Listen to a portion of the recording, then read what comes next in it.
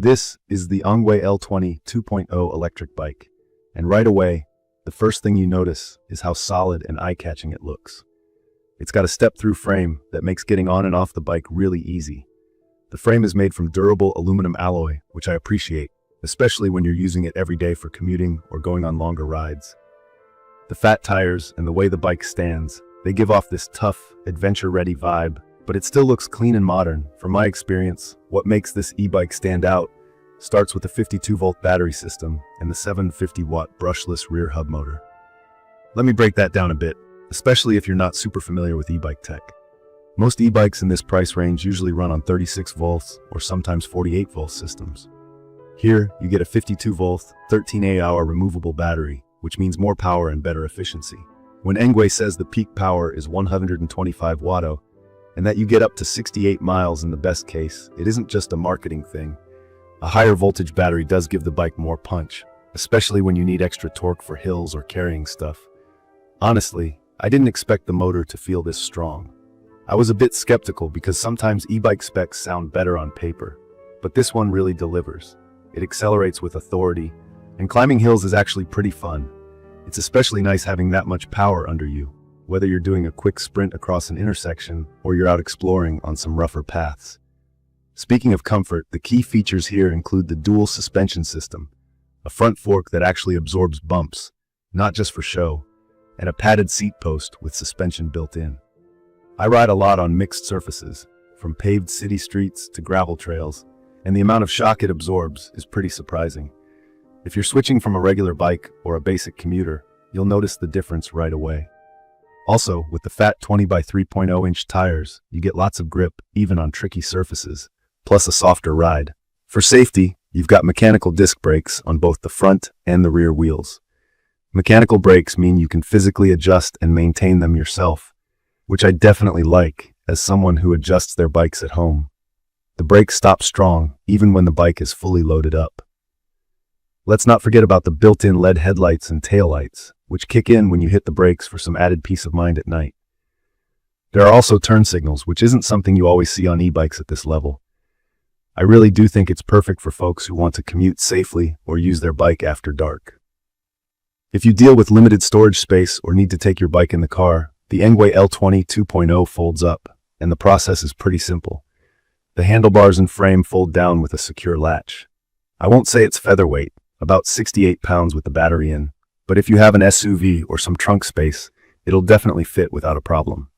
When folded, it's compact enough to work for apartments or tight garages. I was a little worried at first about how much I'd actually use the folding feature, thinking it'd be a hassle, but I find myself folding it up pretty often, especially on weekends when I'm heading out of town. A quick review of the display and controls. The color LCD is bright and easy to use, with buttons right at your thumb for adjusting pedal assist levels, checking your speed, total distance, and average stats. There are 5 pedal assist levels, which means you can pick how much help you want from the motor. Sometimes I want to work out and stick to the lower levels or turn it off entirely like a regular bike, but on days when I'm tired or running late, bumping it up to the top level makes riding effortless. The bike also has a throttle if you just want to cruise without pedaling. I like having both options, especially for longer rides or when traffic gets heavy. The seat is another thing I want to talk about, since saddle comfort makes a huge difference for me. This one is wide and soft, shaped with a small cutout so you stay cool. With the adjustable seat post, I had no trouble finding a comfortable setup. I'm about 6 feet tall, and I still had room to adjust the height up or down, so I'd recommend this for a pretty wide range of riders. People much taller or shorter than me should be able to use it, but if you're at the shorter end of the spectrum, you might want to double-check the minimum seat height just in case.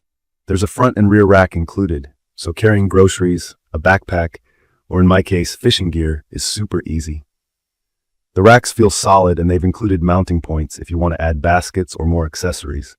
I actually tried strapping different bags and a basket on during my test rides, and nothing moved or rattled around.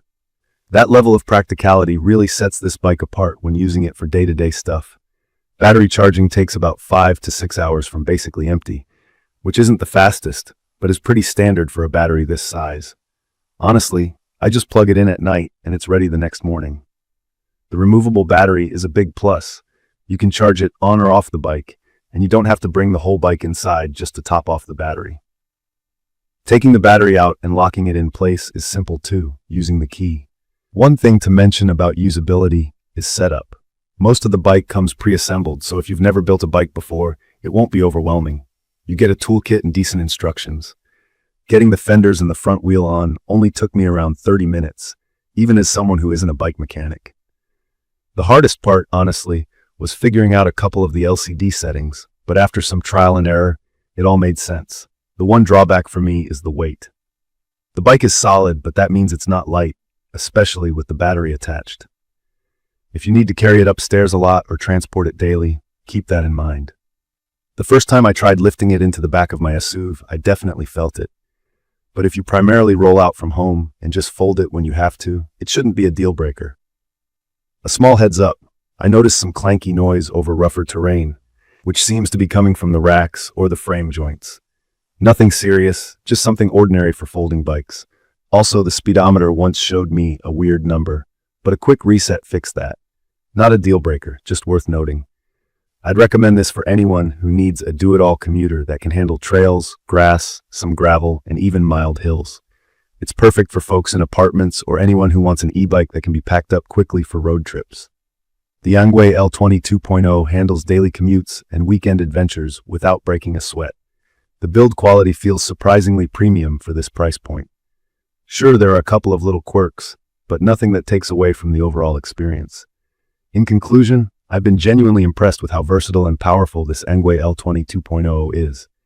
The combination of comfort, power, range, and practical features makes it a solid investment if you want to simplify your commute or add some excitement to weekend rides.